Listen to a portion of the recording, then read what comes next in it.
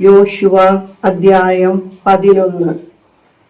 അനന്തരം ഹാസോർ രാജാവായ നോബീൻ ഇത് കേട്ടപ്പോൾ അവൻ മാറോൻ രാജാവായ യോബാബ്, ശമര്യ രാജാവ്, അക്ഷാബ് രാജാവ് എന്നിവരുടെ അടുക്കലും വടക്ക് മലമ്പ്രദേശത്തും കിന്നരോത്തിന് തെക്ക് സമഭൂമിയിലും താഴ്വരയിലും പടിഞ്ഞാറ് ദോർ സമതലത്തുള്ള രാജാക്കന്മാരുടെ അടുക്കലും കിഴക്കും